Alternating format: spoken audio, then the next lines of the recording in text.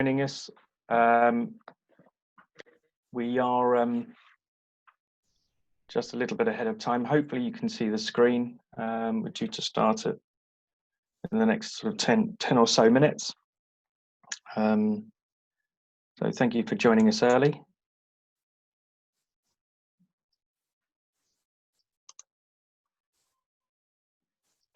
Due to the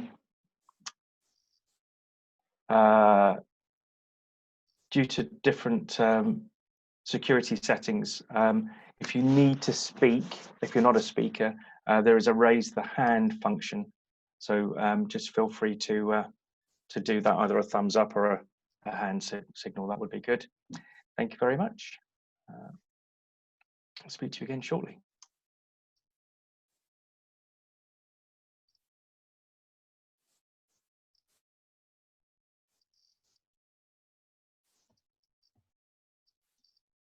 And development in Africa, and perhaps if you could just give us a brief background of how you came to this point, and your presentation, that would be lovely. And obviously give me the nod as you want the slides onto the next slide. Like to introduce myself? Yes, please. Yeah. Okay, I'm a teacher by profession. I'm a community leader. I'm leading a women's organization in my province. I have my own organization that deals with women empowerment and vulnerable women and children. So those, I'm working at that, and I'm still teaching. So I have interest in seeing the empowerment of youth as well. So I work in those programs with youth, women and children. Yeah, and you're also a Goodwill Global Ambassador, aren't you? Yes, I am a Global Goodwill Ambassador as well. Yes. So you're very busy. So we're very fortunate to have you here today. So thank you very much. Thank you. And I was in New York recently to attend the Commission on the Status of Women in March. Unfortunately, we had to leave early because of the COVID-19.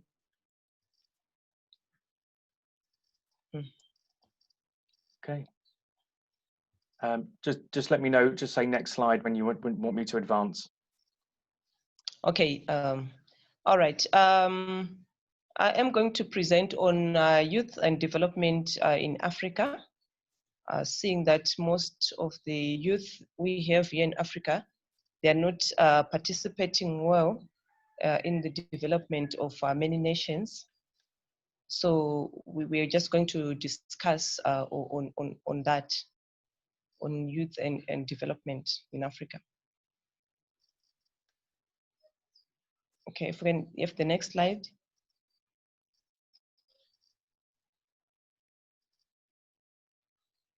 Okay, so we are saying, according to AEU, they put in a report, and in which they were saying the youngest population in Africa, which is about 400 million young people, are aged between 15 and 35. We find them in Africa, according to AEU, as they were looking at the whole of the world. So they were saying in Africa, we have most of the young people in Africa. And with that, they developed several youth development policies, which are the African Youth Charter, the Youth Decade Plan of Action, and the Malabo Decision on Youth Empowerment, all of which are implemented through various AU Agenda 2063 programs. And looking at the African Youth Charter, we are saying this charter is there to protect young people from discrimination, ensures freedom of movement, freedom of speech, of association, religion, ownership of property, and any other human rights that they are. And whilst committing to promoting youth participation throughout the society, so that they can partake in most activities that happen in any nation. And when we're looking at the Youth Decade Plan of Action, which this one focuses on 5 key priority areas, which are education and skills development, youth employment and entrepreneurship, governance, peace and security, youth health, sexual reproductive health rights, agriculture, climate change, and the environment. So we are saying from these 5 key priority areas, the youth can always choose what they can work with so that they can also assist in the development of a nation. So looking at the Malabo decision on youth empowerment, this policy also assists, is there to promote youth empowerment so that the youth can also participate in the economic development of any nation. So what needs to be done is for youth to also take advantage of these policies that were put in place for them.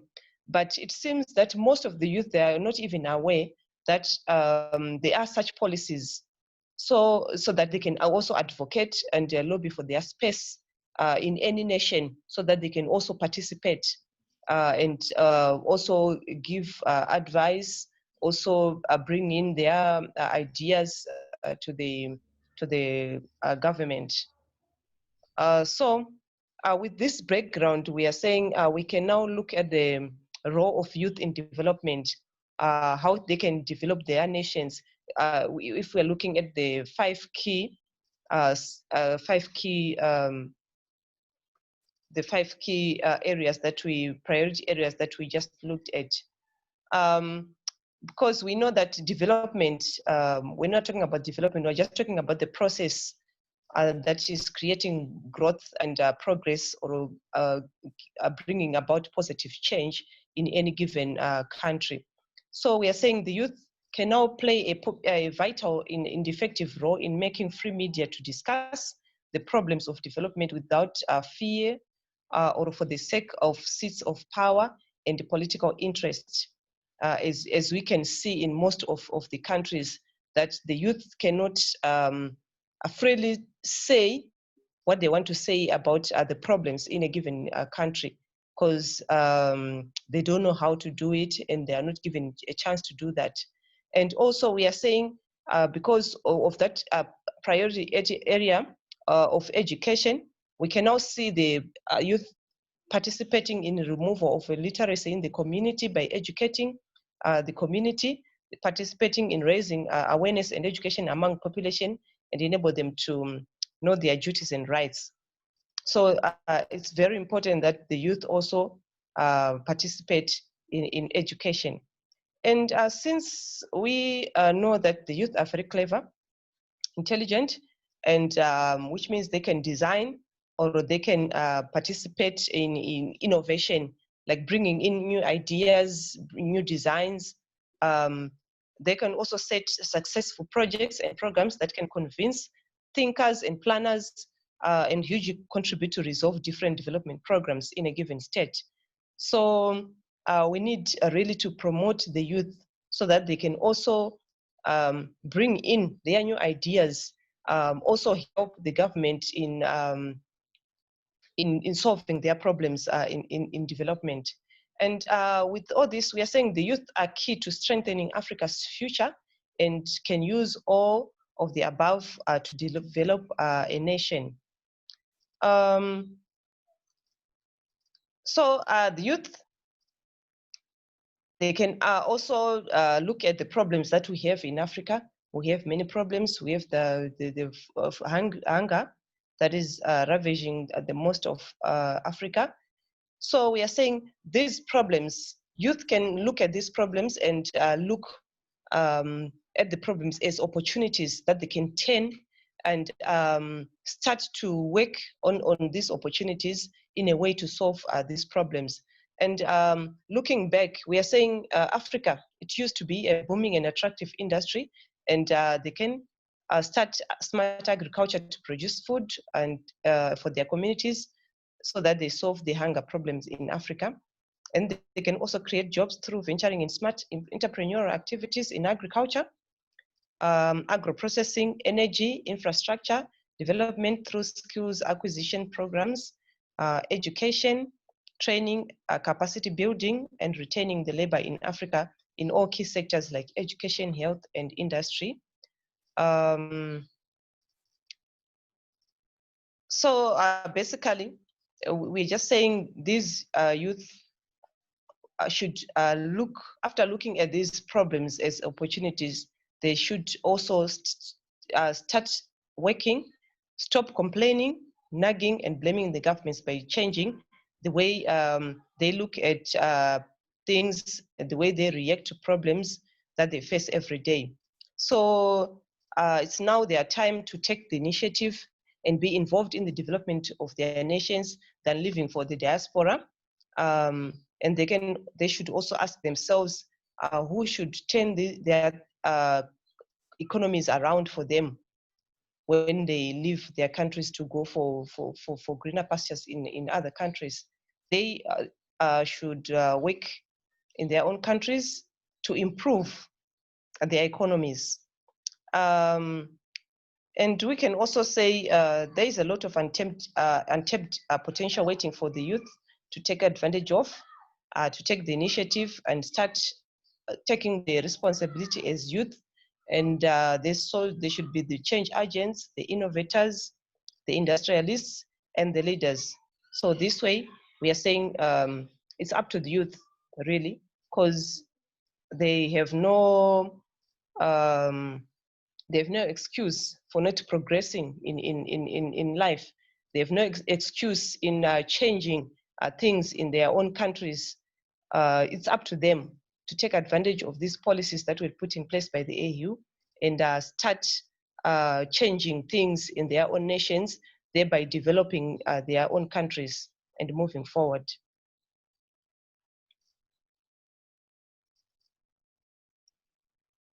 I think basically that's the presentation I have on Africa in development. So it's up to the youth so that they work and really make the Africa that we really want to live in as youth. And thank you. You say that there's some policies that have been put into place throughout the Africa Union.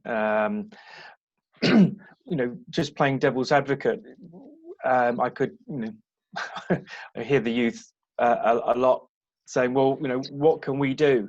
You know, there might be policies that have been put into place, but is there the infrastructure and the support to mentor those young within those within the regions, within those individual African countries, to actually support and guide them? Because obviously, without that mentoring and that nurturing, it's like, you know, they're left to learn to swim on their own. So, well, you know, we've provided you with a swimming pool or a river, go and learn to swim, without actually holding their hands.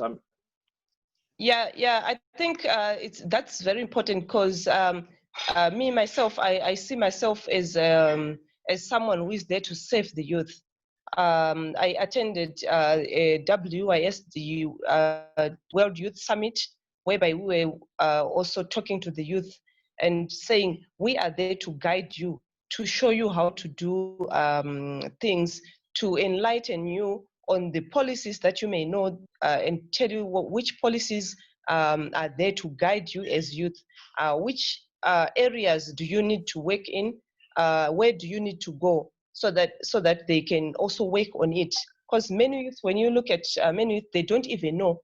Some of them, they don't even know that they have these policies that they can take advantage of and also use. So it's up to us, really, the elders, to teach our youth what they should be doing and to guide them on how they should be, you know, like helping their economies so that it develops.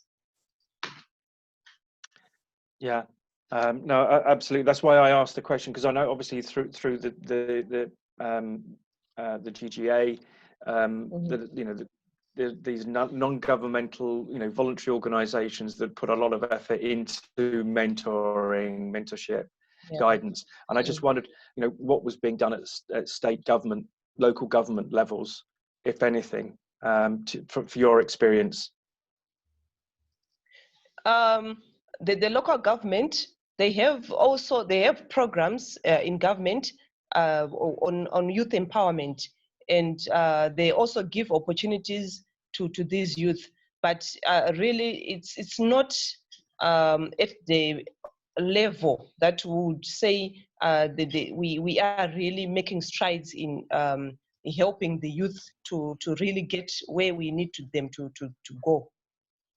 Because Okay. we still in Africa, I think the problem is common across the board. We have governments which like we have like the elderly. They are in most governments, and they stay for long. They don't give the youth the opportunity to be in government and to be mentored whilst they are still there. So it takes time for them to go out, and then for the youth to get an opportunity to come in. It takes time. So that's a challenge. Yeah. Are there any other challenges that you've seen through your work? Obviously as a teacher and through the GGA and other aspects that you've been involved with youth development. Is it just a case of there just needs to be more of what's being done already, and therefore there needs, is there funding available to support that sort of empowerment or expansion of the empowerment processes that are already ongoing? Yes, there are programs that are put in place for the empowerment of youth, but it's a problem. Like I said, these things that we don't have the correct systems in place to really monitor the progress of youth. So until we have these systems in place, we'll still have a few benefiting from the programs of empowerment. So I think a lot of lobbying and a lot of advocacy needs to be done on behalf of the youth, so that they get an opportunity, they get into these empowerment programs, so that they can also do their part. Yeah, I mean, we have, I've been involved over the number of years with mentoring at one of the local universities, and one of them wanted to improve and have boot camps for entrepreneurship, which I ran. And unfortunately, coming from an purely academic standpoint, they put money up in a sort of a Shark Tank or some other mechanism to encourage and give seed funding to students to set up their own businesses. The problem was the metrics that organization had was purely about how many businesses or how many new fledgling startups that were created as a consequence of that program, but without giving any formal backup to the ongoing process. I mean, even in Europe and America, the statistics show that most businesses fail within the first 1 to 3 years, even more. And then you got that curve of up to 5 years and even up to 10 years in different economies. And it is that ongoing support process that's needed. And I'd like to obviously ask the floor if there's anyone else that would like to ask some questions of Pauline or add some comments. If you can use the function to raise your hand, that would be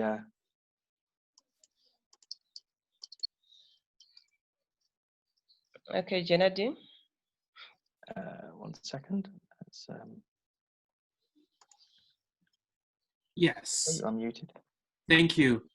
And I appreciate your presentation. I'm curious with regard to your impressions of how the opportunities for the youth in Zimbabwe have changed since the downfall of Robert Mugabe. Of course, the tenure of Robert Mugabe was a very difficult time for the youth because they grew up with hyperinflation, poverty, one could say dictatorship, but Mugabe has been gone for 3 years now. Have the opportunities for the youth improved since that time?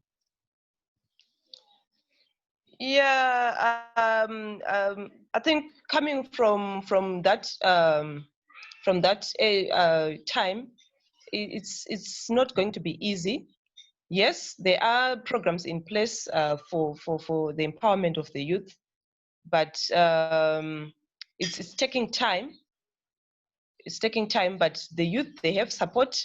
But as I said earlier, the systems, we really need to correct the systems so that we really see the programs go through, because some of the youth, they are empowered, right, given a seed fund, but at the end, like Edward said, 2-3 years down the line, the business is down, and you don't see these youth doing anything on that, and maybe is that they don't have what we call the presentation in government, since we have more people who are above the age of 50 in the government, and the youth themselves, we don't see any of the youth we having seats in the government.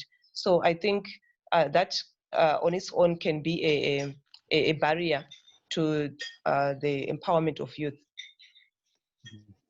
Do you think there are institutional obstacles to the youth participating in government in African countries, like barriers that would prevent them even if they wanted to take a more active role?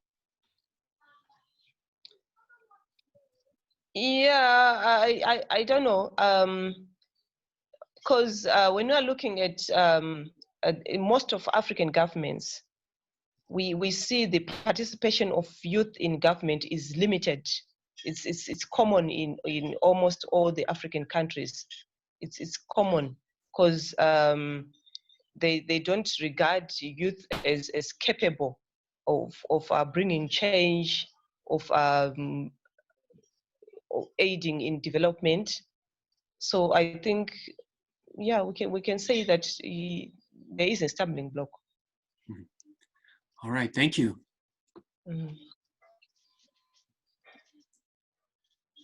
Welcome.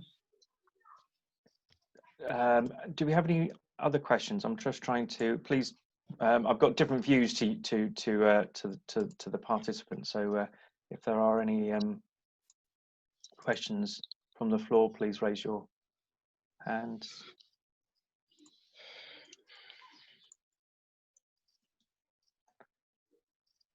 Excellent. Well, I don't think there are any additional questions. Thank you so much, Pauline, for coming and sharing, providing an update and insight into what's happening in Zimbabwe, and identifying some of the challenges that you're having.